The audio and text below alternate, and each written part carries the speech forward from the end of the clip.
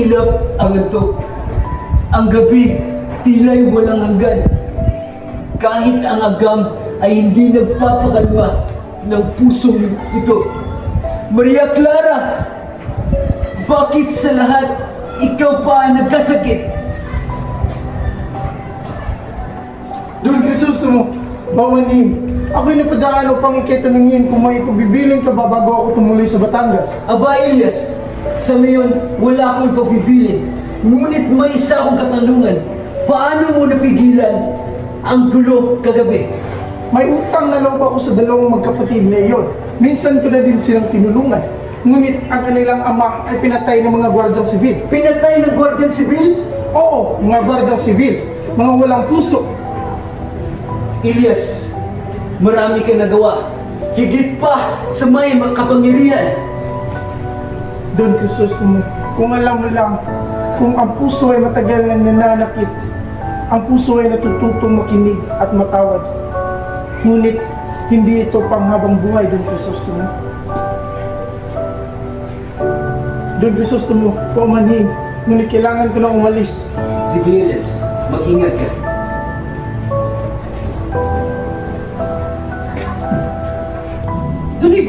Dunibara, may ikay sandali lang po. Anong kailangan mo? Ako po yung kapatid ng namatay sa iyong paralan. Magkano po ang kaya niyang ibigay sa aming nawalan? Hindi mo na ngayon. Bumalik ka na lang sa pagsapit ng hapon. Ganito pala ang halaga ng isang buhay ng isang tao.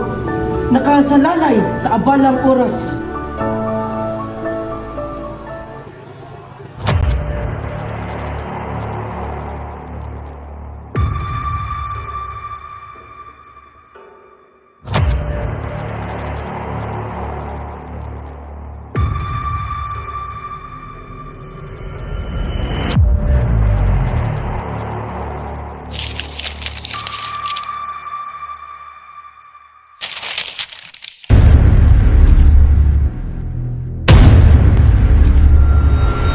Malungkot ang buong tahanan ni Kapitan Tiago.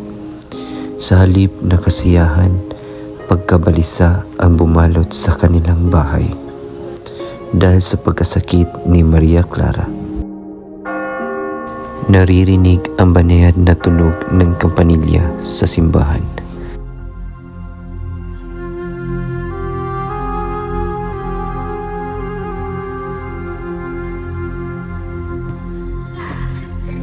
Ay naku, Kapitan. Napakainit ng biyahe. Buti na nga lang ay mayroon tayong turuahing kwadrado. Ito ang aking asawa, kinikilalang doktor, si Don Tiburcio. At ito naman ang aming pinsan, na si Don Alfonso Linares, na siya rin sekretaryo ng ministro sa Espanya. Ay, maraming salamat sa pag-aanyaya. Ano? Kasi mo nga ang pagsasalita mo, Tiburcio, para kang batang pinaglinis sa kalabaw. Kinagagala ko po kayo madaupang palad, Ginoo. May luna po ako para kay Padre Damas. Ikinalulugod ko rin kayong tanggapin sa aming tahanan. Halina kayo at tignan ang kalagayan ng aking ina.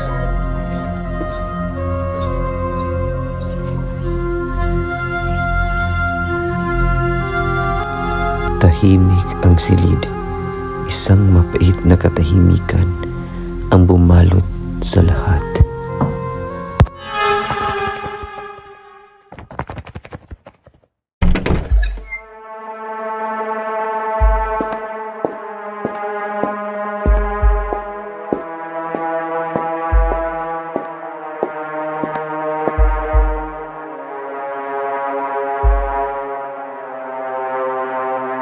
Si Padre Damaso ay tahimik at nakaupo. Tila napagod sa labis na pag-aalala.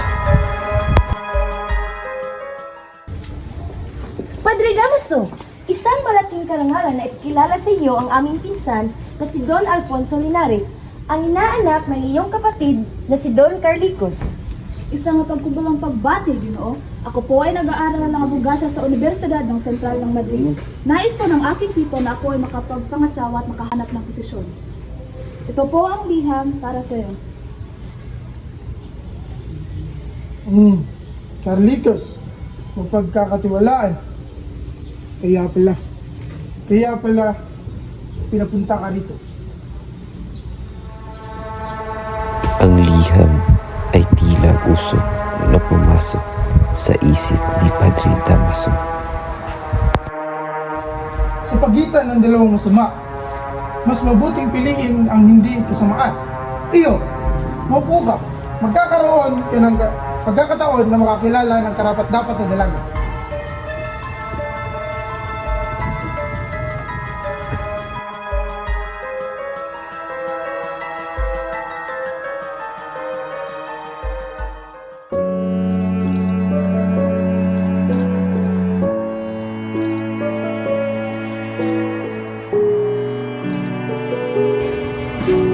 Ako po si Lucas, ang kapatid ng namatay sa Talang Ibarra. Ikaw na naman! Mga ibang taong tulad mo ang dahilan sa kasamaan sa lipunan. Pero Padre, 500 lamang ang binigay ng doon. Hindi sa kaharap na kapalit ng isang buhay. Wala kang karapatan na husgahan ang kandidahang loob. Lumayas ka! Lumayas ka!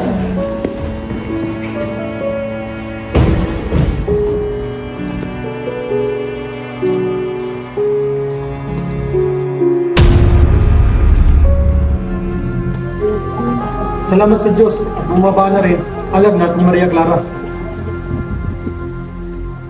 Ako'y nagpapasalamat sa tiwala sa medisina. Ang reseta ko ay... Abay, syempre, kung hindi dahil sa aking asawa, baka nalagutan na tayo ng hininga. Siya ang dahilan sa pagaling. Ang medisina ay may silbi ginang. Ngunit ating tandaan na ang tunay na lunas ay nasa malinis na konsensya at kalinisan ng loob ay naaabot sa kumpisal. Titingnan ko lamang kung gagaling sa kumpisal ang pasa sa mata ni Doña Consolacion.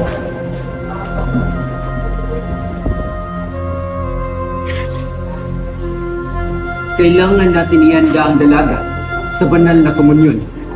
Babalik ako ngayong gabi at gagabayan ko siya.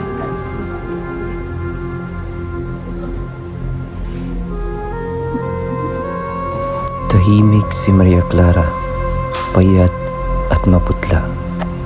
Nakaupo si Sinang sa kanyang tabi, hawak ang isang papel.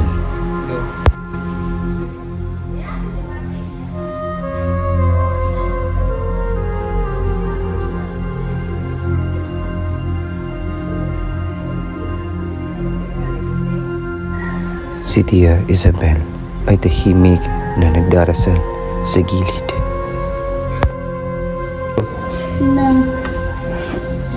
Sinang, sulat ko para sa akin, para kay Crisostomo. Anong nais mo pasabi? Sabihin mo, kalimutan na niya ako. Kalimutan na niya ang lahat. Hindi ako malaya, Sinang. Anak, maghahanda ito para sa kumpisal. Magmilay ka at mag-isal. Ang Diyos na lang makakaintindi at magmamahal sa iyo.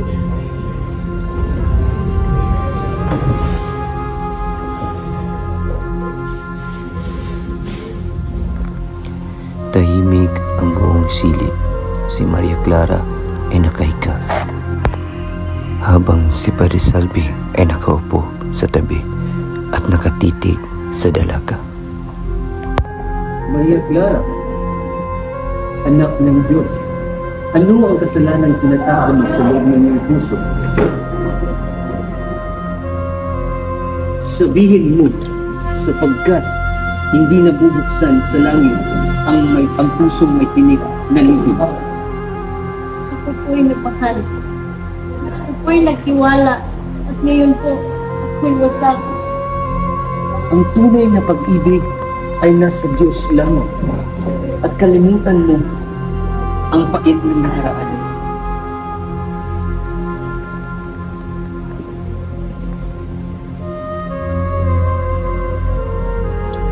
Sa harap ng Diyos, ang dalaga ay pinilit magsalita, hindi sa katotohanan, kundi sa kasinungalingan.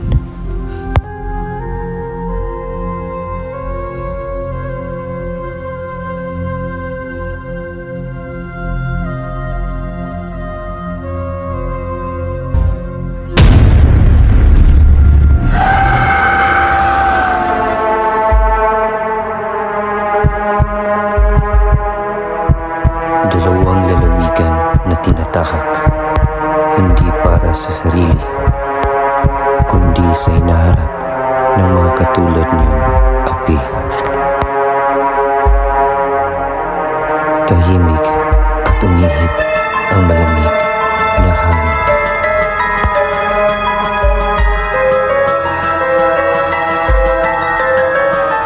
Naghahanap ng malalapitan, ngunit walang nakikinig.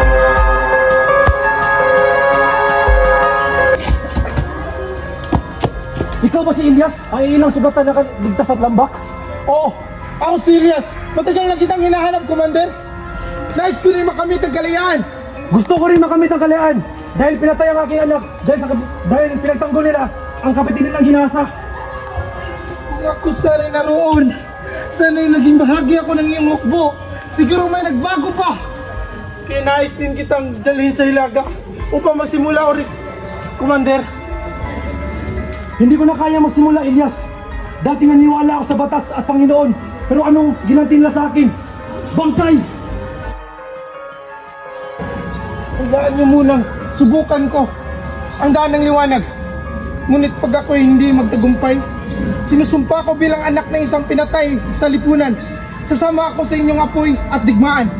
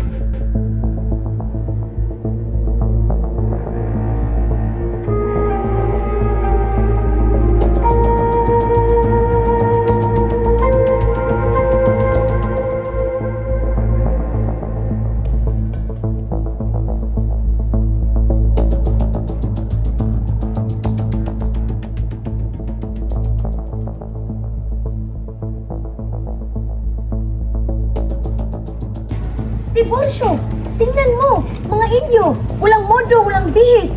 Pupukin mo nga yung ulo nang hindi nagtanggal ng sombrero? Pero mahal, baka mamagalit sila. Tiburcio, kailan ka pa natutong sumuway sa akin? Ako na nga lang, tumabi kayo dyan! Nandito naman ang isang babaeng nagpapanggap na Kastila. Oo nga naman. At ikaw lang naman ang babae na sobrahan sa Diyos at kulang sa panligo. Nagpapanggap bilang donya, ngunit labandera lang naman ng mga gwardya. Labandera ka daw, mahal. At ikaw, ilang lalaki na ba ang binayaran mo bago mo nakita ang pilay na yan? Tama na, mahal! Nakakahiya na! Hoy, Pilay! Ikaw lang ang laking kayang apakan ng asawa sa bayang ito. At ikaw lang naman ang lalaking namumuhay sa buwangan ng iyong asawa na gising sa buong bayan! Amoy basura! Basura! At ikaw, isang matrona, kung hindi nagbihis ang pagmadre, baka walang nagmahal sa iyo ng tunay! Oo nga! Basura ang bahay! Asawa ng Pilay! Labandera! Pilay! Labandera ng mga gwardya! Pilay ka! Matandang matrona!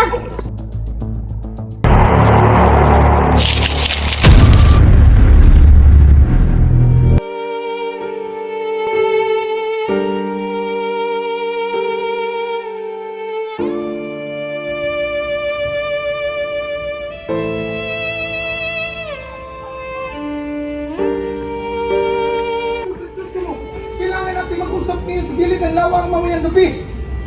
Sa lawa! Anong meron sa lawa? May nais akong mensahe na iparating sa iyo na hindi mo kayang baliwalain.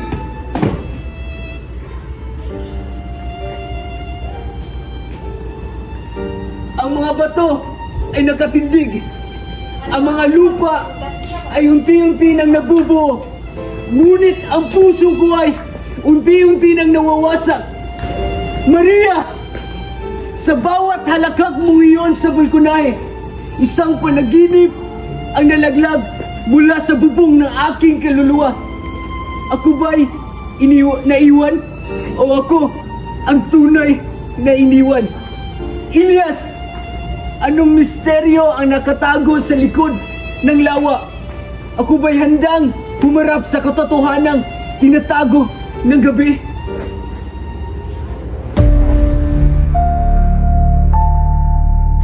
Sa ilalim ng bawat batong binubuo sa paaralan, may kasamang alaala ang isinisingit.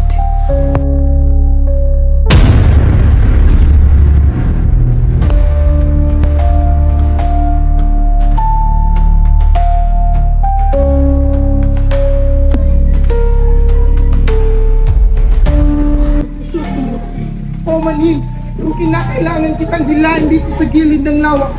Ngunit, may mga tinig talaga na kailanmay hindi maririnig sa ilalim ng araw, kundi sa lilim ng katotohanan. Isang oras, sabi mo, ngunit ang puso ko'y nangangamba. Ngunit, Lord, Kristostomo, ako ay tagapaghatid ng mga tinig, ng mga sawing palad na walang tinig at walang makausap, mga walang boses, walang kakampi, walang magawa. Nais nilang magtanong, Lord Kristostomo, bakit lagi silang inaapi? Bakit sa bawat pagdaing nila'y parusang tugon? Bakit ang kanilang nais na makamit na katotohanan ay parang ibon na hindi nila kayang maabot? Ngunit Ilyas, naiintindihan ko ang iyong mga hinihagpis. Ngunit, hindi lunas ang pagtalikod ng mundo. Ang sistemang ito ay parang may sakit. Upang magamot, kailangan hiwain, sunugin, at gamuting marahas. Ngunit doon, Kristostomo, ano mo gagamutin na isang sugat na hindi mo alam ang tunay na lunas? Mas lalo lamang itong lalala. Ngunit kung ating hinaan ang kapangyarihan ng pamalaan at aalisin ang kapangyarihan ng mga pare, paano natin nasisiguro ang tunay na kaayusan? 15 taon na nilang hawak ang kapangyarihan, ngunit naganap pa rin ang krimen. Ang mga inosente pinapatay, ang mga mahirap ay ginugutom, ang mga salarin nasa palasyo, nasa pulpeto. Paano mo maintindihan yun, Lord Kristostomo? Hindi ko naranasan ang mga narasan mong pait, Ilyas. Ngunit mahal ko ang bayang ito. Sa bawat alaala ng aking ina, sa bawat luha ng aking ama, ang bayang ito ay aking minamahal. Ngunit ako naman, Don Kristostomo, ako'y lumaki sa isang lupain na dinidiligan ng mga magsasaka ng pawis, dugo at luha. At yung mga ina ay nagdadasal, puno ng dasal ang hangin sa kanilang mga anak na laging gutom. Kaya patawarin mo ako, Don Kristostomo, kung ang katarungan na nais ko makamit ay wala sa libro, ngunit nasa totoong buhay. Naintindihan ko na ang isang libro ay hindi sapat upang malaman ang tunay na puso ng bayan. At naintindihan ko na mas marami kang alam kaysa sa akin.